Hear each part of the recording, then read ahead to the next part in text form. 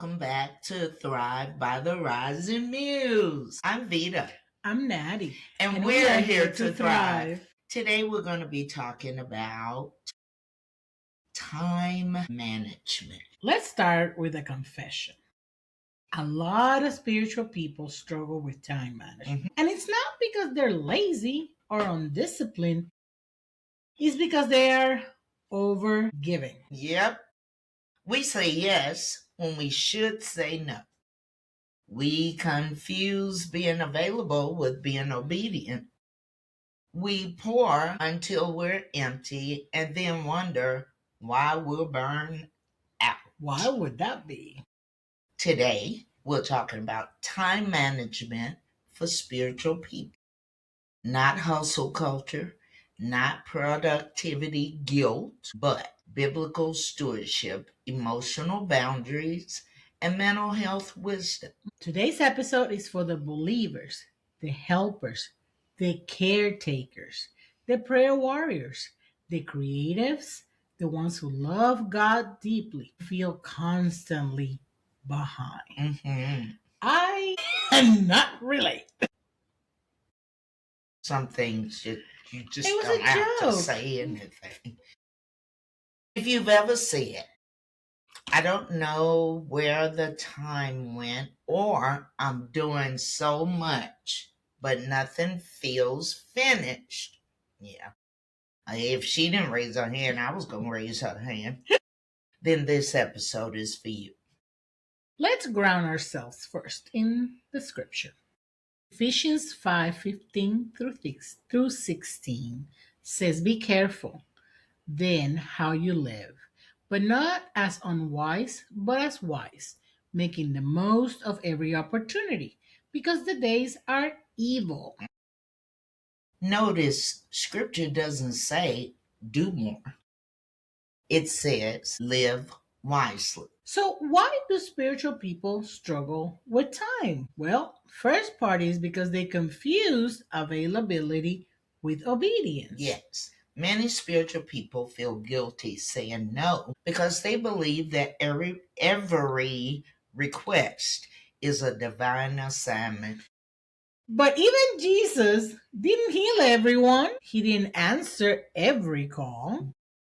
And he regularly withdrew. Luke 5:16 says, But Jesus often withdrew to lonely places and prayed. If Jesus needed solitude, Preach. shall I say more? Why do we think constant accessibility is holy? And you know what? What? I know why. It's brainwashing. Oh, it is. It's brainwashing. And that's what it is. I was in a Black Baptist church. That's the only kind of church I can talk about. Black Baptist church until I was 59. So for 59 years, I knew about the guilt that we put on each other, especially if you're a small ministry. My God, you can't be parking lot attendant, usher, choir director, and janitorial service. You can't do all that. You cannot, okay? But unfortunately, especially when you're in small ministries, you wear a whole lot of hats. And the thing is, instead of recruiting more people, what they do is this one is reliable. So let's give them the 10 hats. Instead of trying to find out somebody else who's reliable. Spread the hats around. I am not the only reliable person. Find somebody else that can wear a couple more hats. And then you wonder why the 10 things are not done. Why only 5 things are done. Okay, if you had spread it out between 5 people, maybe 2 things each. I'm talking about small ministry. Right. Or if you could spread it out between 10 people, 1 thing each, then you can give your best. Each person can give their best to that one task and focus on that one task to make it where it makes God happy. Well, and that's glorified. Because here's the thing. If you do not park all the cars perfectly in the parking lot, I don't think God's going to be mad at you. I don't think so either. And if you don't go to church 7 days a week, Or 4 Sundays out of a month. yeah. If you have reasons, and reasons can be as simple as you are burnt out. Yeah, but see, today, you have to think about it. Back in the day, it'd be there. Okay? We learned during COVID. Right. You can still be saved and not go to church for a year and a half to the building. Right. Okay? And COVID opened a lot of people's eyes. Because you would have people that were there before the doors open and there well after the doors being locked. But when COVID hit and we could not go to church, okay, that's when a lot of us who have been guilted into, you got to be here every day, you got to be here, you got to be here every Sunday, you got to realize I still have my salvation. Okay, God still loves me, and I'm not breaking the door open every day of the week or every Sunday. Like you said, technology. I could not separate a night for attending a small group. I couldn't. I'm a part of a small group now because we meet on Zoom. I can separate an hour every other week and be part of it. Yeah. And be okay. But if I had to actually get ready, go to a building or a house to do that with a 4-year-old, and then come back home, drive back, he can be asleep while I'm doing this. The laundry can be being washed while it's different. And it's not that God's not priority, but sometimes we live unbalanced lives. I think our biggest problem is we forget what our number one ministry is. And that's not to look good in front of other people in our church. Right. Okay? It's pleasing God. Right. Now, I've mentioned this before in other shows.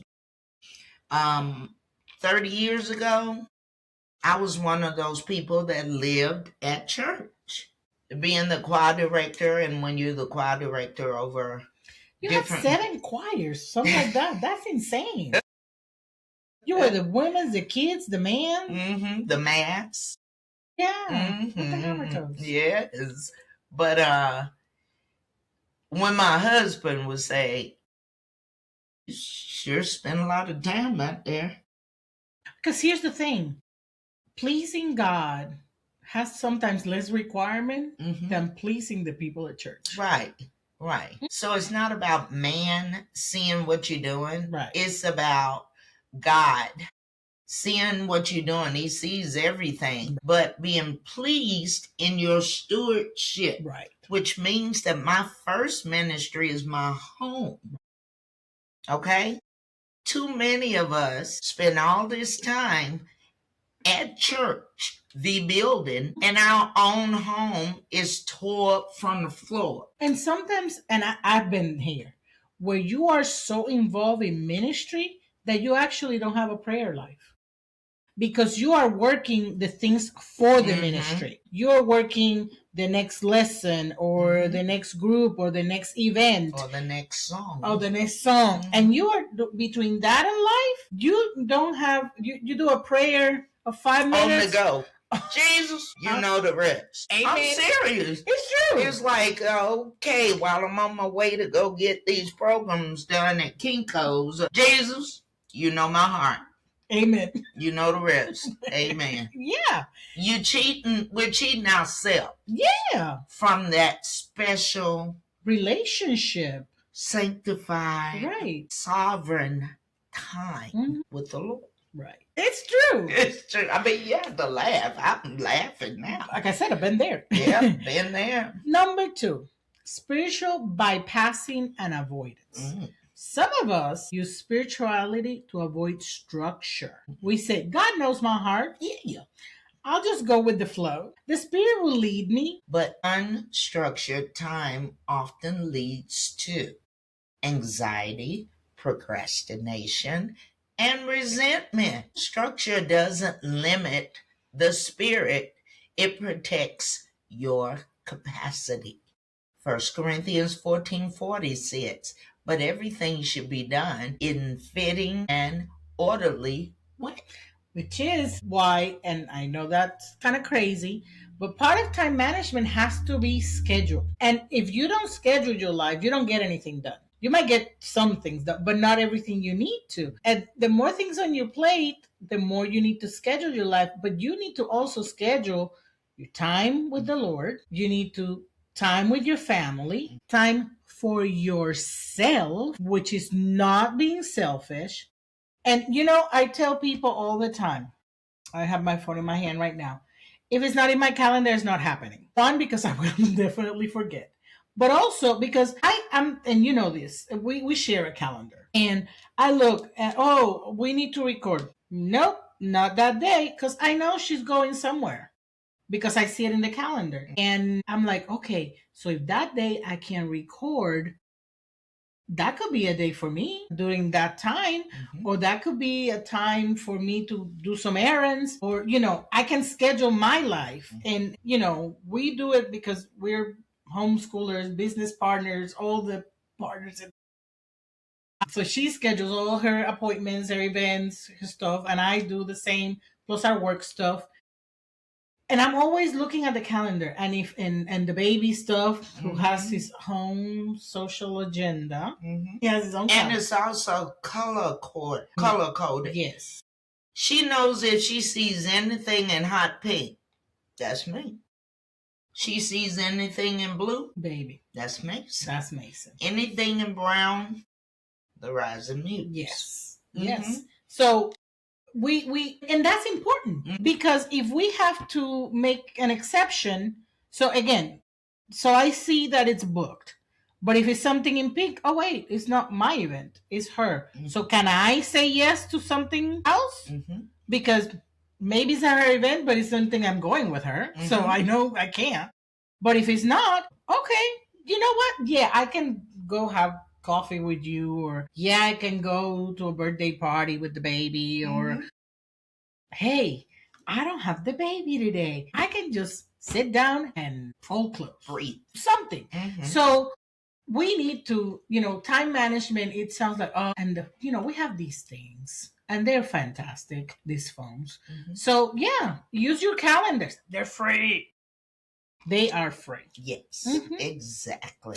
The other thing is trauma, people pleasing, and overcommitment, which all goes together. I know nothing about that. From a psychological perspective, poor time management is often tied to fear of disappointing others, anxiety about being rejected, trauma based over function. So you're not bad with time. You're just trying to feel safe and loved and needed And accepted. and accepted. From a therapy lens, we also need to name something called fawning, FAW, which is a trauma response where we stay safe by staying agreeable. When you grew up learning that love was conditional, when conflict felt dangerous, when being needed felt like survival, you may overcommit, not because you lack discipline, but because your nervous system learned that saying yes kept you safe and likable. I know you have no idea about that. Nah, nothing. Nothing. But think about this. How many people don't like to delegate because if they delegate anything, they will be less needed? They feel like they will be less needed. You have these people at churches and at work which will not teach you where anything is, or how to do anything. They feel threatened. Because they feel threatened, because they think that if they're not needed, they're not worth it. If I teach you and you learn it and do it better than me, right, that's going to push me out. And when it comes to the spiritual thing, do you know that God's not pushing you out no matter what you do? Something just came to me. when you let somebody else do what you've been doing for 250 years? Yes. Mm-hmm. Instead of going on with something else and trusting the process, just like God was patient with you and you were taught, even though now you can do it in your sleep, instead of you going on and being productive in another area, you're standing there watching and said, I would never do it like that. Maybe that's why it's not your turn anymore. Because have you ever gone somewhere and said they're treating it like it's their money? Yes. Mm-hmm. Yes. Okay. So let's just say you are one of the deaconesses or pastor's wives that dresses the communion table. Okay. Okay. And then after, let's say you've been doing it for 6 years, but now you have some more ministers and their wives coming in, so they want to rotate so you won't get burned out, right? Mm-hmm. But you've done it for so long, you know, you start thinking of it, this is my communion table. And no, I don't want to share it with anybody else because I have a certain way of doing it, a certain way of placing the trays under. You know what? Let me just interject this. When I was growing up, do you know when I was a child, I thought it was really Jesus under there? Under the communion table? Because the way they had it set up, when you have the drinks, you have 1, 2, 3, 4 rows of them, and then a top. Okay. Which 9.5 out of 10 had a cross on top of it, right? And then you would put other things there when you get to the crackers and stuff. Of course, that's flatter. Right. I don't know how they did, but I promise you, for years, every time I saw the communion table set up, I thought Jesus was under there. I thought Jesus was really under that mantle. The white cloth that was flawless and ironed and starched. And he was hunched over in there? No, laying there. Okay. I saw a face. It looked like a head, and then the rest of the body.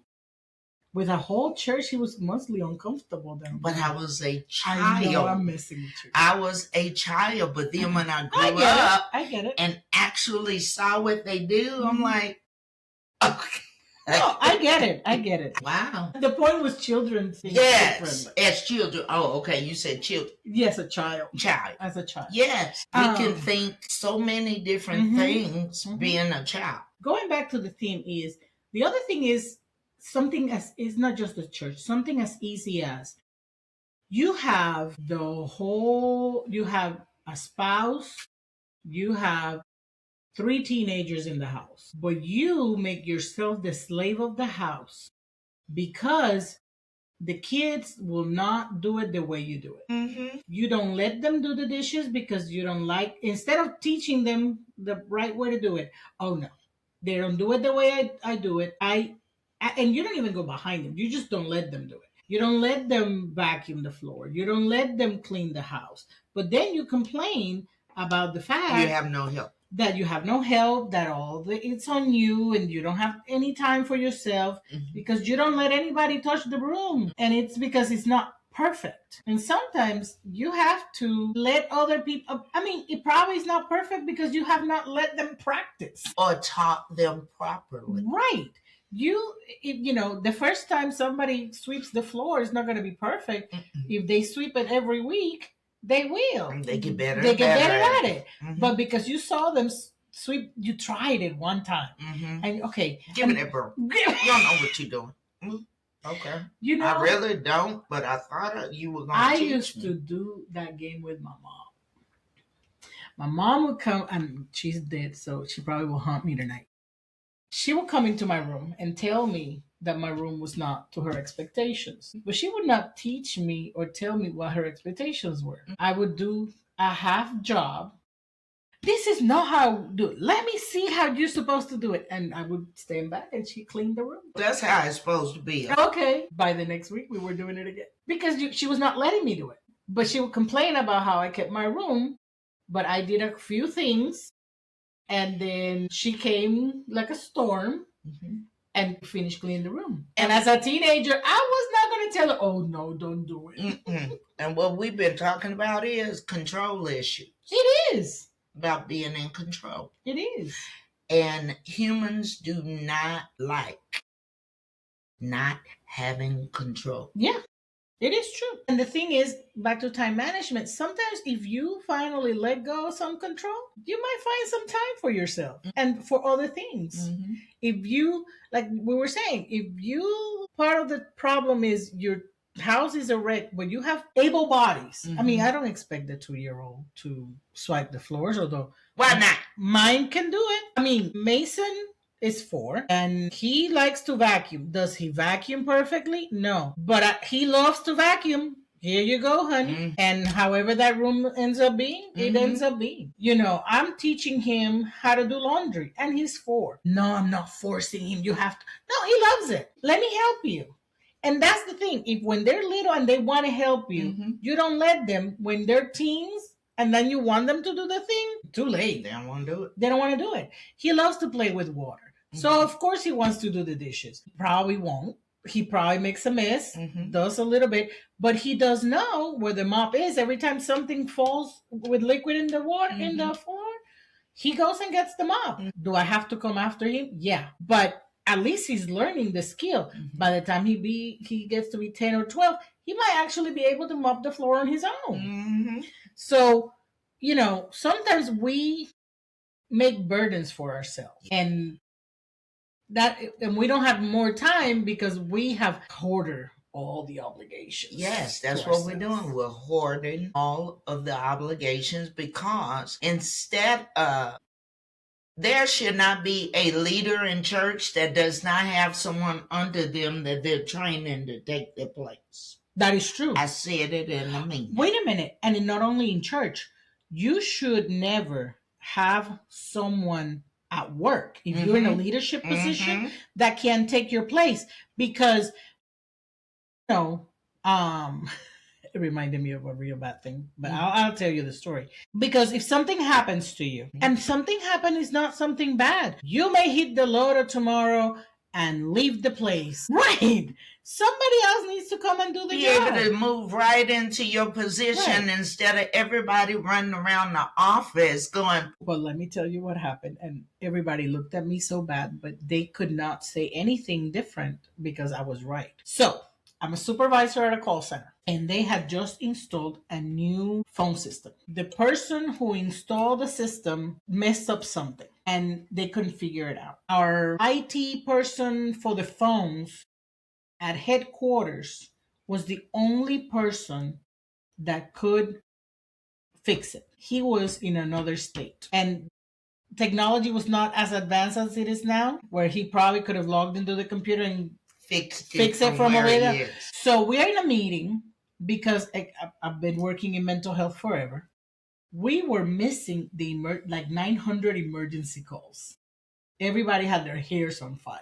And I'm the supervisor, so everybody yelling at me.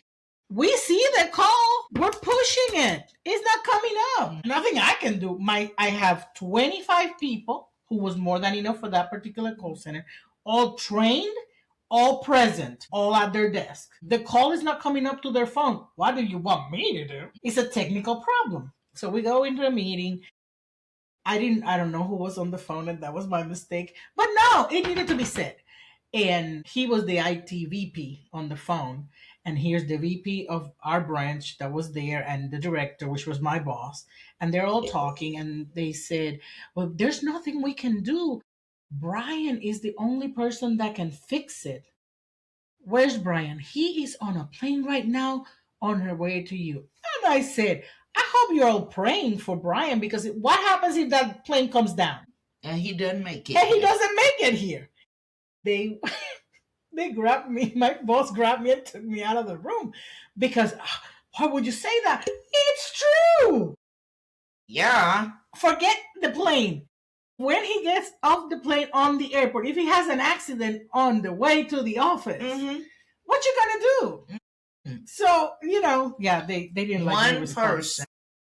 Only one person can do this job And if that person is not able to do the job, For then the whatever whole reason. company falls. Nah. That makes no sense. And in church, same thing. If you're, have a ministry, somebody else needs to know where the keys are, Yes. how to do the job. Yes. Because continuity, that's the right word.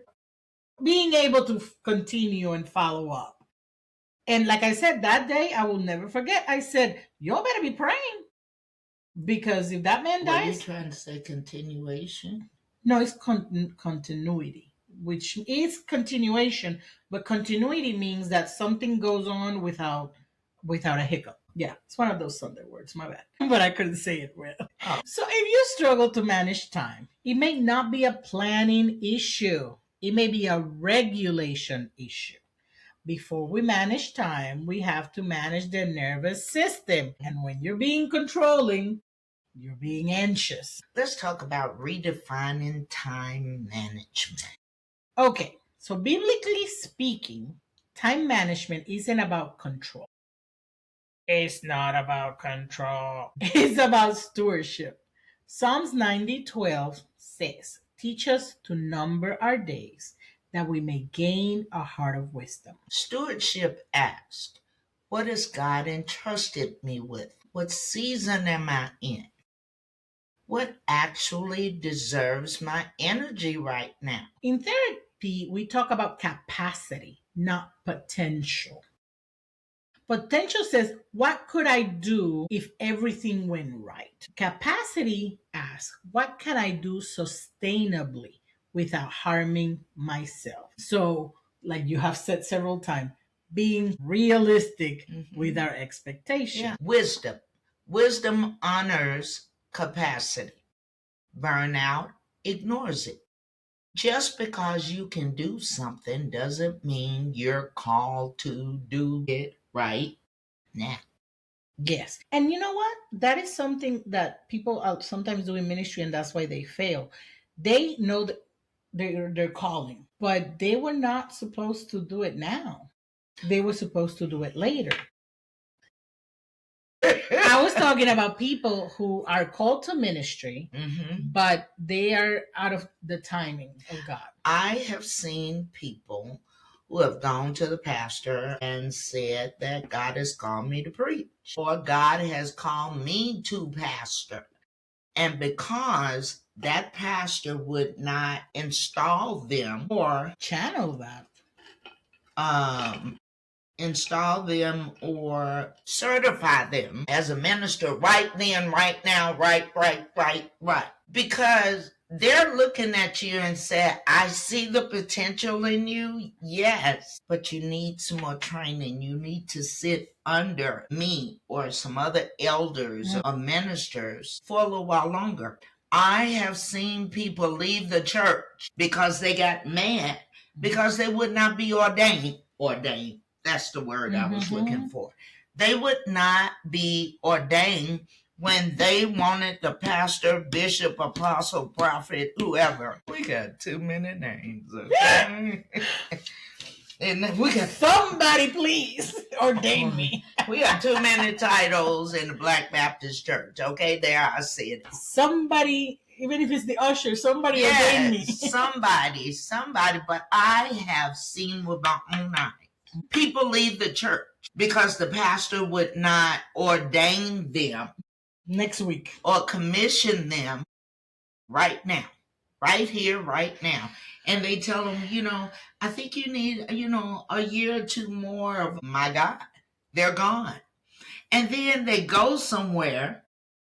Next thing you know, they're being ordained. And it makes you say, I wonder about that leader. Well, you have to see what the fruits of that church was, because I know somebody who, and what the requirements, what are the requirements? Do they require you to be set aside for a certain period of time for you to prove yourself? Look, I know somebody who, now that you brought that up, who one day woke up and decided they wanted to be a pastor, and they have education but not on ministry. And as far as I know, they didn't go back to school for it. They have a medical background, but not theological. And I'm not saying you're not called unless you have a Right, theology major. That's not what I'm saying. But this particular person doesn't. I don't even think they went to anybody and told them ordain me. I think they just opened their own church and consider themselves ordained. Yeah, I've seen people like that too. I know some people who were not happy with the decision made in the church, and they went out and separated themselves and started their own church in their kitchen. Right. Now, the thing is, you have no accountability because you're not talking to anybody. You're not growing under the tree. Like you're not answering to anybody. And I don't know if that church still exists, but I can tell you that a bunch of people that left our church with him, I've seen them back. I never asked, but I know that they're back in ministry at the church, in the different ministries, and they're attending back at the church. I don't know if that church even, I think, and I may be totally wrong, they just wanted to see the reverend thing next to their name. And you can get that online. For $15 and an online certificate to go marry somebody, you can be reverend whatever. There was a season at my previous church where it seemed like every Sunday somebody was coming down and said, the Lord called me to preach, or with the women, the Lord called me to be an evangelist. They call the women evangelist, and instead of men can be evangelist. I'm trying to understand the culture. Men would be, well, see, when I grew up, when I was a child, there was not one woman in the pulpit, only men. Well, we have a upcoming episode all about that, but keep going. Only men were in the pulpit. Now, when we had Women's Day, the women could sit in the pulpit at the 3 p.m. service, but not at the 11 a.m. service. Because they were home cooking? No. Because the 11 a.m. service was the regular Sunday service. And that's where it was all men on that pulpit. But when you had the special... The pulpit, you mean the back of behind the pastor? Well, see, now today's, especially in the mega church, you don't have pulpit. Okay. You have the stage up there where the worship team and then the pastor stands there. But we called it the pulpit, and that's where they had the chairs. The big chair, high chair in the middle was the pastor. Yeah. And then you had your associates to sit around you. Got it. Well, when it was Women's Day, the women could not set foot in that pulpit area till 3 o'clock that evening. So whoever the women's speaker was, she could sit in the middle chair. And then whoever the guest other women were, they could sit around. And that's the only time that women would sit in the pulpit when I was growing up. Because it was believed that only men could be ministers. Only men could be pastors. And that's how I grew up in the Black Baptist Church. I grew up Catholic, and not much different than that. We had 2 pulpits, but not like you're describing, just 2, like the actual pulpits. And you had here the one where not the pastor, the priest, thank you, where the priest preach, and here's the other one where everything else happened. Women could go over here, read the announcements. There were certain scriptures that are read as part of the mass. The women, there's some women that are ministers, and they can give communion, because in the Catholic Church, it's not like I've seen in other churches that, you pass it around and you get, no. You have to do a line and go up there to the front to get communion. Well, the women can do communion, can do that. But the only time I saw women preaching was at certain events, but not during regular mass. Because women in Catholic Church are not allowed to be priests. The closer you get is to being a nun or being a minister with Reverend Mother. Right. But no, the Reverend Mother is like she's over the nuns. She's over the nuns. Right. That's as close that you could get to a priest instead of just being a nun. You could be a reverend mother that's over the nuns. Right. Okay, but that's as close as you could get because But I wouldn't even say that because the responsibilities of the nuns and the Reverend Mother are not anywhere even close to the responsibilities of a priest. They are more like the caretakers of a priest or of the church, or they are teachers. Like, for example, I went to Catholic church for middle school. Our Reverend Mother was the sweetest woman ever. She was the school principal, and we had a priest there. So she was in charge of the convent, the priest, and the school. Obviously, she delegated to the other nuns. Some nuns were teachers. Some nuns would take care of making sure the priest ate and his house was clean and all his garments were dry clean or whatever they needed to do. And she was in charge of all that, but she was not preaching. She was not doing any of that. Now, there's women, like I said, that their ministers do, like I said, they give communion, or they can go to visit and give communion to the sick. Because I remember my mom used to have a minister come to her place when she was over there. Every week they read part of the Bible, they prayed with her, and they gave her communion.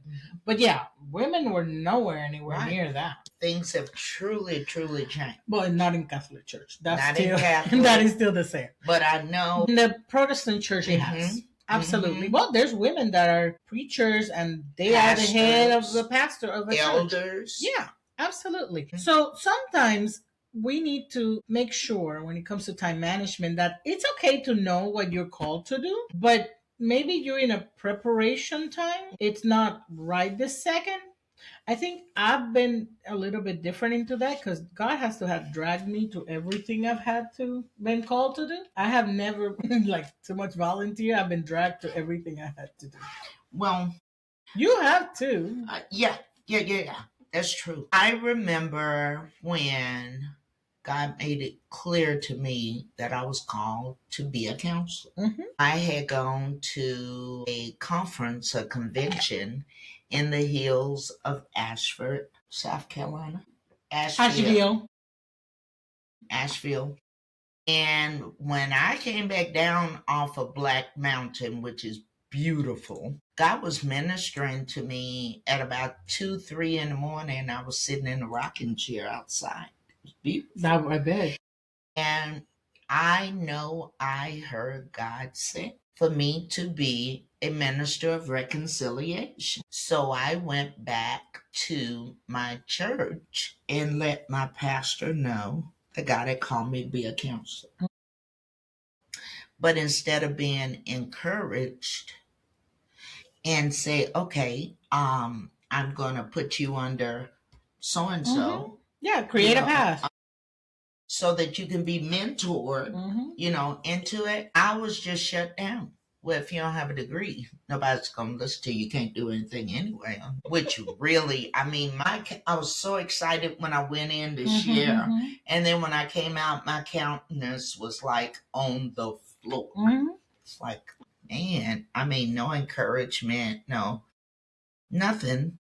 And then Holy Spirit led me to go to college at 54 and to study behavioral health because I was told I couldn't do anything in the church until I got a degree.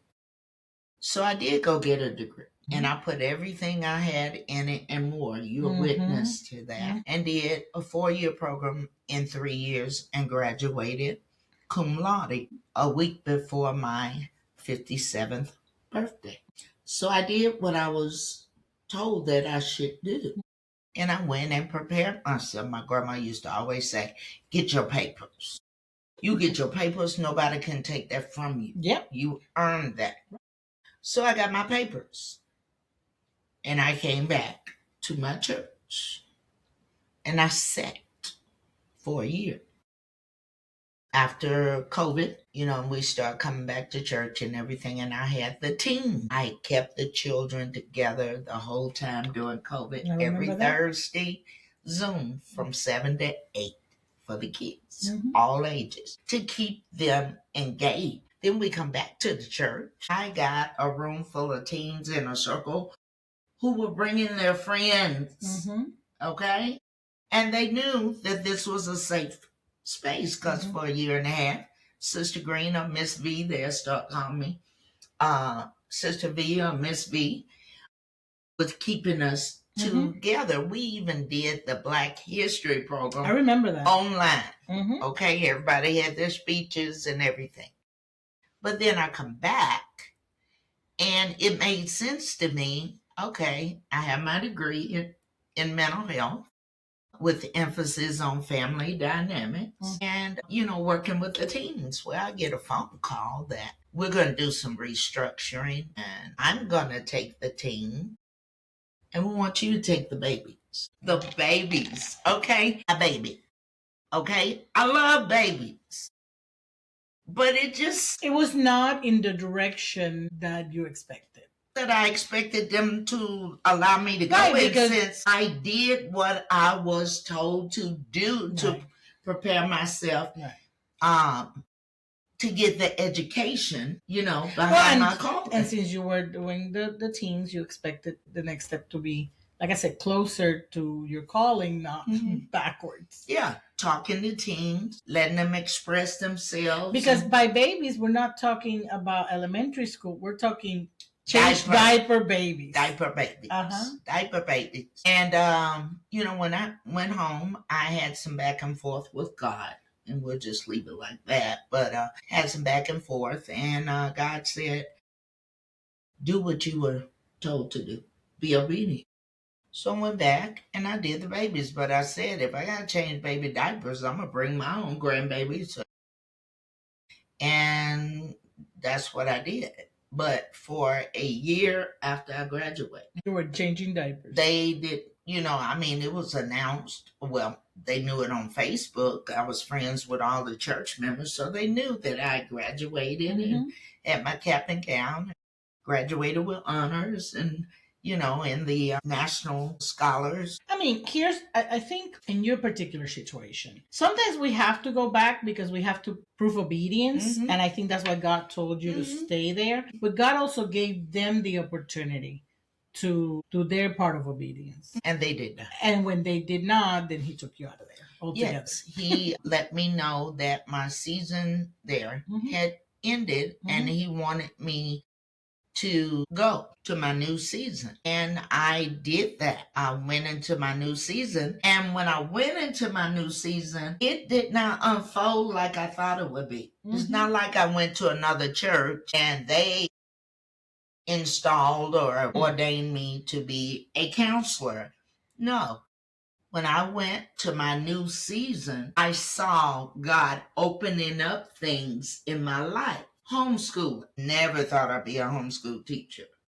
Podcasting. Mental health podcasting. Faith, family, and mental health. Never thought that. And so many other things that God is doing. And I had to trust the process.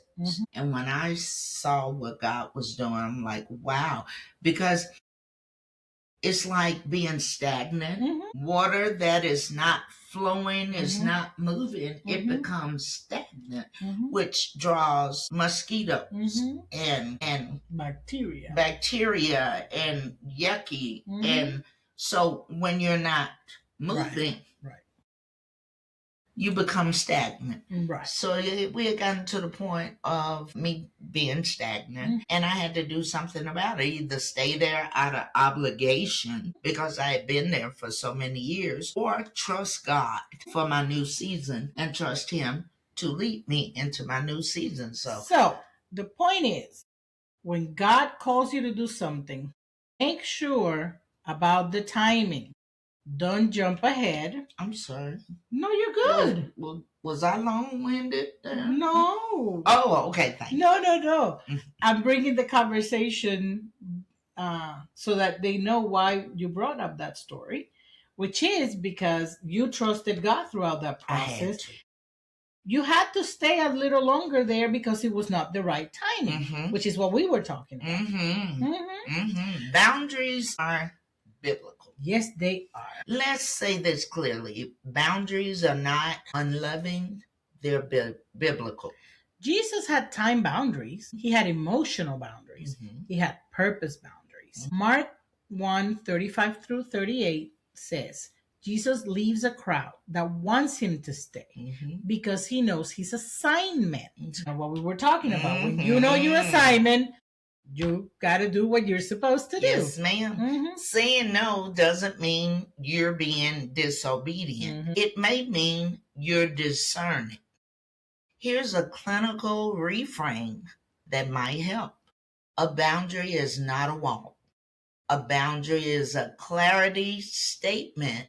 It tells your nervous system, I am allowed to exist without explaining myself. You have to say that one again and slowly. I am allowed to exist without explaining myself. I've had to learn that. She's an over-explainer. I do. I think that I have to justify everything I do and why I do it.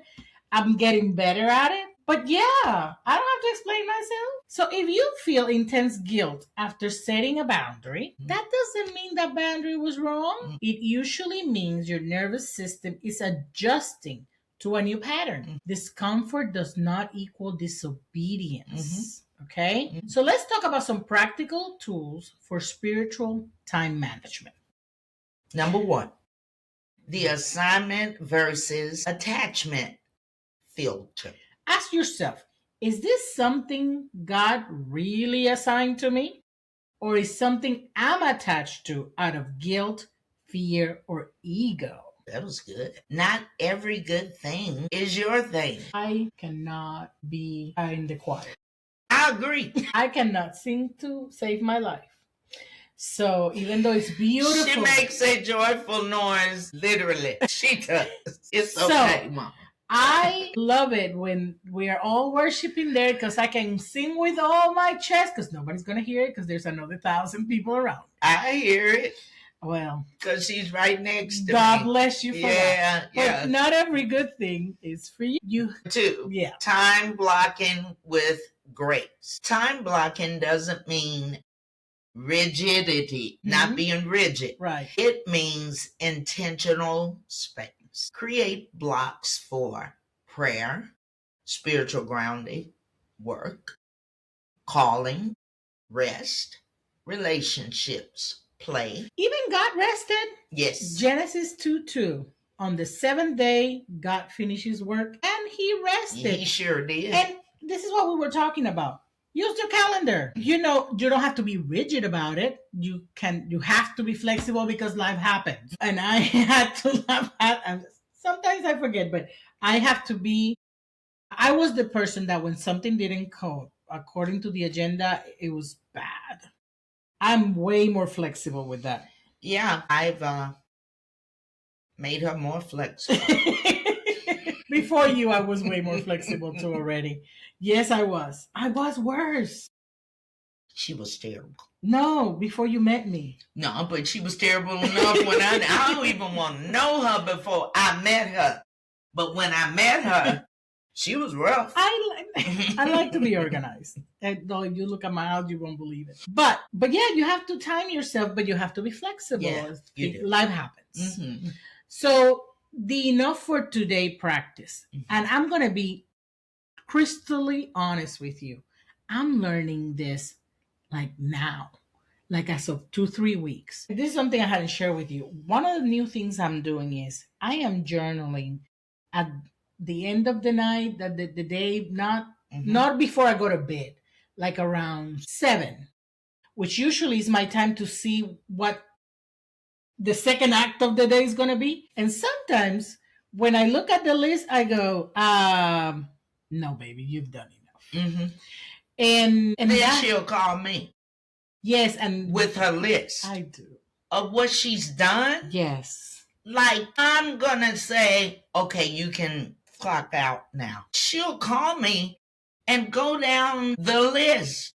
This is what I've done today. I'm like, I'm sorry. Did I question you and forgot that I did? No, because my brain processes it when I say it, so I need to hear myself saying I it. told her you stand in front of the mirror in the bathroom. Didn't we have this conversation? That's what I've been doing. And guess what she said?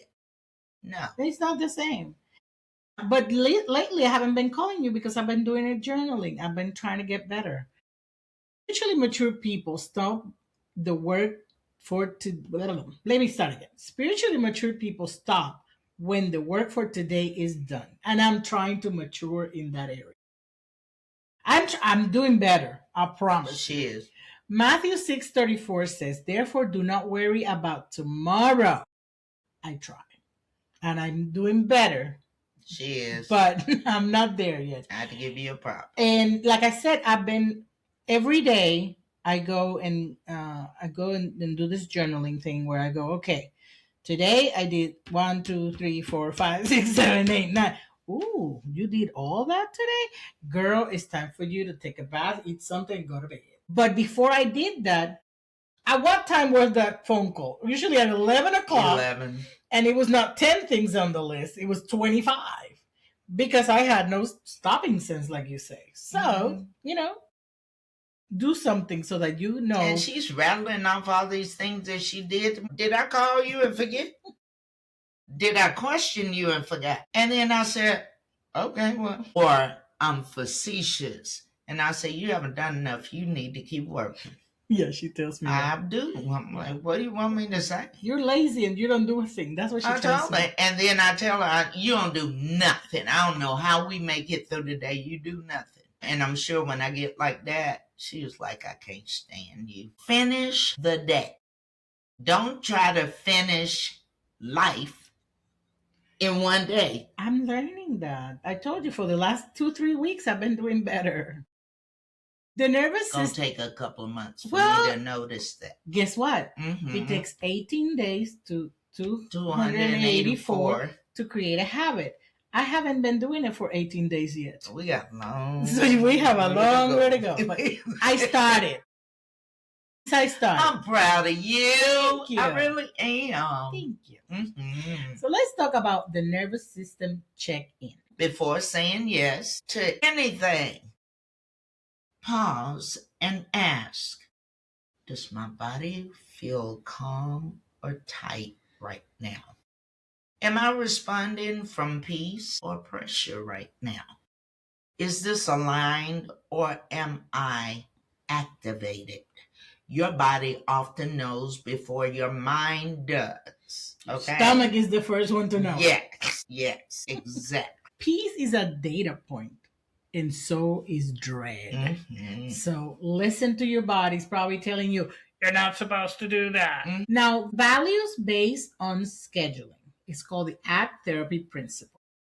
Instead of scheduling by urgency, try to schedule by values. Mm-hmm. Ask what matters most to me spiritually, what supports my mental health, what aligns with my current season. And that I do. Like when I'm scheduling something, I go, okay, so we did all this day and did that this week. Oh, I'm not scheduling a recording until Saturday because at least I can rest a little bit on Friday afternoon because we've done blah, blah, blah, blah, blah. So I do try to schedule, and we don't schedule Saturday night recordings because we're a church. Or if it's somebody that can record but Saturday evening, then we know we're going to go Sunday morning and that we're not going to go too late because we have to get up early. So yeah, always when you schedule, when I tell you to schedule, doesn't mean pack the calendar. Be wise with the blocks that you do and be flexible. When your calendar reflects your values, time management becomes less about force and more about alignment. Now, let's talk about the inner critic versus the inner shepherd. Notice the voice driving your busyness. Is it saying, you're behind? You should be doing more. That's my voice. You're disappointing people. That's not conviction. That's an inner critic. And I have recognized that. That's why I started the new process I'm doing. Yay. Now imagine an inner shepherd voice. Gentle, firm, and wise. That voice would ask, what would a loving guide ask of me today? That's the voice to follow. So let's talk about mental health and spiritual time pressure. Hmm. Chronic busyness leads to anxiety, burnout, emotional numbness, spiritual resentment. If your spiritual life feels rushed, forced, or guilt driven, trust me, something is off. Very off. God is not a taskmaster. He's not like, chuk, chuk, chuk. Matthew 11:28 through 30 says, My yoke is easy and my burden is light. In therapy, we name moralized productivity as the belief that rest must be earned. And rest is not a reward system, it's regulation strategy. If rest means unsafe, unfamiliar, or anxiety provoking, that information, that's just information. That's not failure. It means your system has learned survival through motion. Healing may require stillness. So let's talk about the seasons and the capacity. Some seasons are productive, some are slow. Some are healing seasons. Time management must adjust to grief, parenthood, yes, Lord, trauma recovery, mental health needs. Grace is part of wisdom. It sure is. Ask yourself, where am I rushing God? Where? Where am I saying yes out of fear? What would wise stewardship look like in this season? You don't need a new planner. You may need permission to rest. Mm-hmm. What emotions show up when I try to rest? Whose approval am I managing with my busyness? What would change if I trusted God that He is not disappointed in me? Okay. Yeah. I know some people that their number one goal is to impress the pastor. Yeah, no. I have to thank my mom for never being that person. What they do, they want to be able to hear, well done, from the pastor. Not from God. Not from God.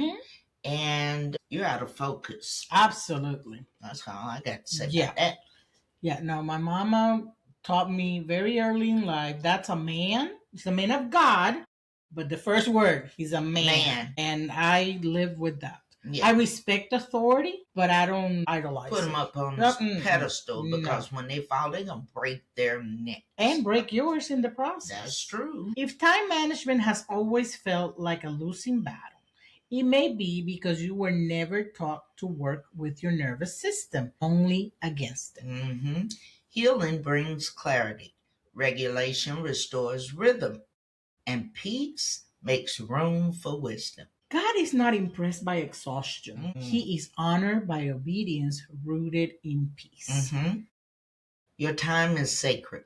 Your energy matters. And rest is holy. If today's episode resonated with you, make sure you follow us on social media. We are at the Rising Muse on all platforms. And if time pressure, anxiety, or overwhelm feelings are unmanageable, please reach out for support. Maybe I'm feeling unmanageable. Remember, if you're experiencing a mental health crisis, please dial 988. If a loved one is experiencing a mental health crisis, please dial 911 or take them to the nearest emergency room. If you think you're in a domestic violence relationship and you need to talk to someone or need some assistance, you can dial 800-799-7233 or text 887-888. Please make sure you are in a safe place when you're reaching out for help. You're not behind. You're not failing. You're learning how to steward your life with wisdom. We'll see you next time. And don't forget to thrive. Have a blessed day. Bye-bye.